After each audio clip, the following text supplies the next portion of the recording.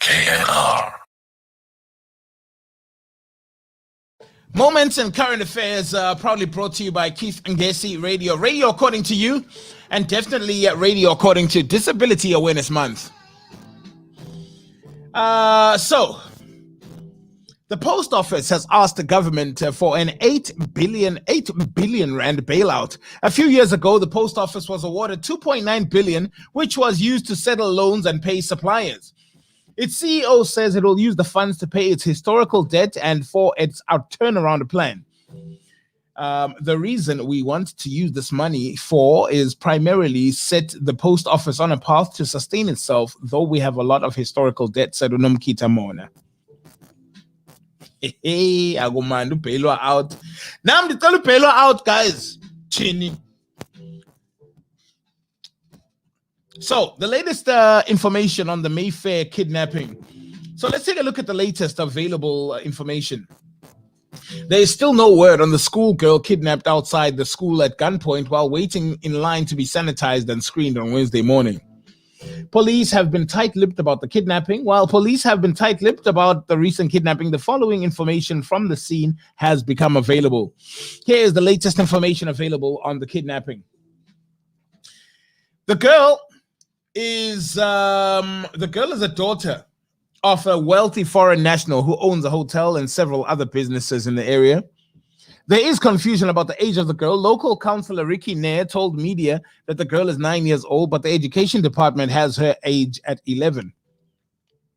The kidnapping happened around 7:11 in the morning yesterday outside the E.P. Bauman's primary school. 3 men reportedly armed with AK-47 rifles took the girl at gunpoint. Nair told the media that the kidnappers knew their target and called the girl by her name. Their getaway vehicle has been described as a silver or white Toyota Yaris. The number plate of the Yaris is JS62CSGP. The E.P. Bauman Primary School said in a statement on Wednesday that the kidnapping was an isolated and targeted incident. Regarding the incident that took place outside the school earlier this morning, it was an isolated and targeted incident, it said. In an attempt to calm the nerves, the school said that the principal and all the educators and staff members have all and learners safety protocol on the school premises.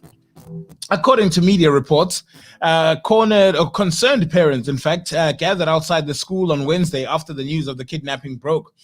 Some parents told the media they want to collect their children, but the school would not let them.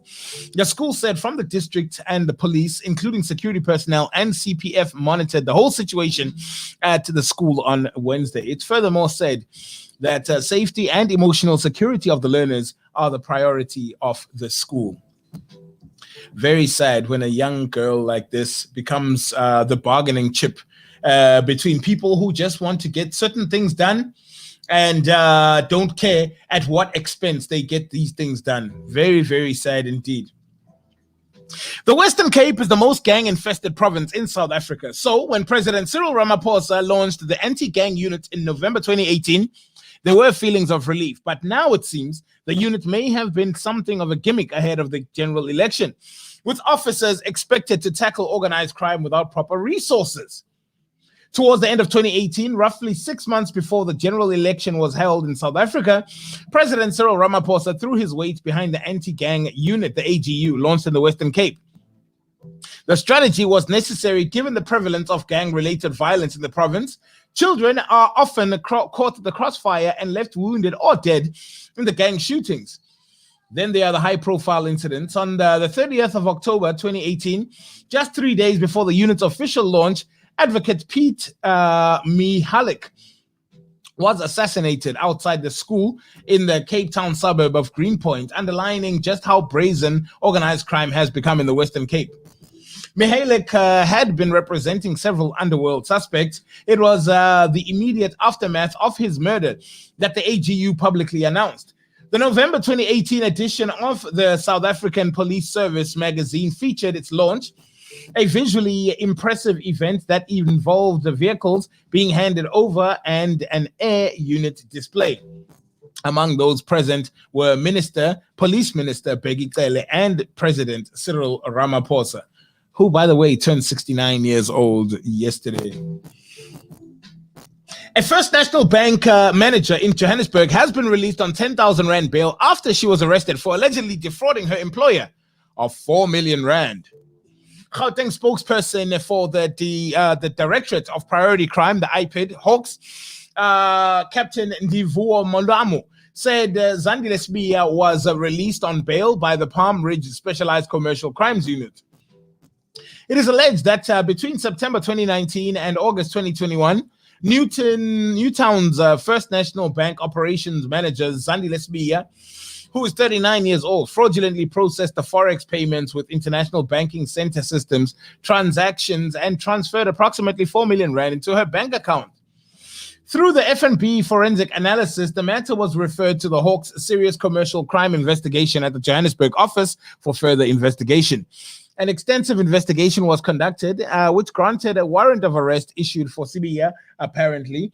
And Sbiya, who is based in Ormond, handed herself to authorities on Tuesday, accompanied by her legal representative, and Hawks investigation team subsequently charged her with fraud. She appeared in the Palm Ridge Specialized Commercial Crimes Court on the same day and was released on bail with no conditions.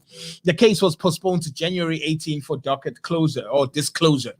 Last week, the Hawks Serious Commercial Crimes investigation team in Pretoria arrested Northern Cape-based couple Mortimer Wright and his wife Melanie, 53, on forgery and uttering charges, as well as contravention of the Tax Administration Act. It is alleged that between 2013 and 2016, the couple submitted fraudulent tax invoices to SARS, and approximately 700,000 Rand was transferred into their joint bank account. The investigation team successfully traced the couple at a private hospital in Kathu, Northern Cape, where Melanie Wright was practicing as a medical doctor. The couple was apprehended and subsequently charged. Mulamo said on the day of the arrest, the couple appeared in the Kathu Regional Court and were warned to appear in the Pretoria Specialized Commercial Crimes Court on January 24. Ayisatyiwa imali eMzansi. This is not even a joke anymore. Like, it's the real deal. These people are killing it out there. But you know what? It's catching up to each and every one of them.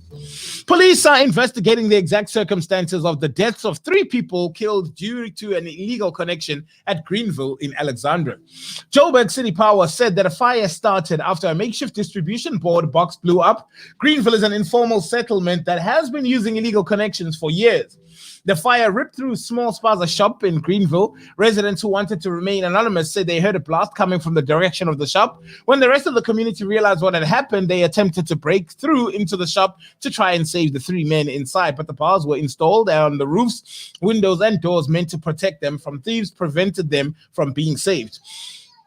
The police in Alexandra have opened an inquest docket after 3 bodies were discovered inside the burning tuck shop yesterday. Police are continuing with the investigation. In a separate incident, an 11-year-old boy from Orange Farm died after coming into contact with illegal connections in the Chovicho informal settlement. And finally, in this beautiful continent of Africa, further afield, 10 people have been shot dead and many wounded as thousands of Sudanese protested against the last month's coup in Khartoum and other cities on Wednesday. According to the Pro-Democracy Doctors Union, in the northern suburbs of the capital alone, 7 people were shot dead by the security forces, which aimed at the head, the neck, or the torso. Since the military takeover on October 25, more than 34 people, including 3 teenagers, have been killed and hundreds injured. By midday on Wednesday, the new military government cut off all telephone communications, while the internet has been inaccessible in the country since the start of the coup.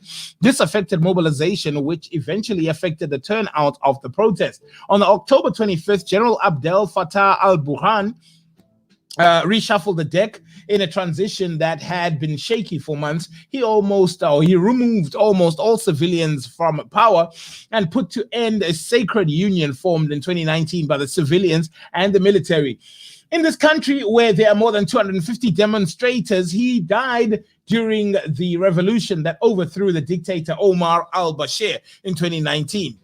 One of its spearheads, the Association of Sudanese Professionals, denounced on Wednesday foul crimes against humanity, accusing the security forces of premeditated murders. And with that, we come to the end of our current affairs Do stick around. Much more coming. 29 minutes now before 10 o'clock. Ladies and gentlemen, let's see what all the fuck is. From the States of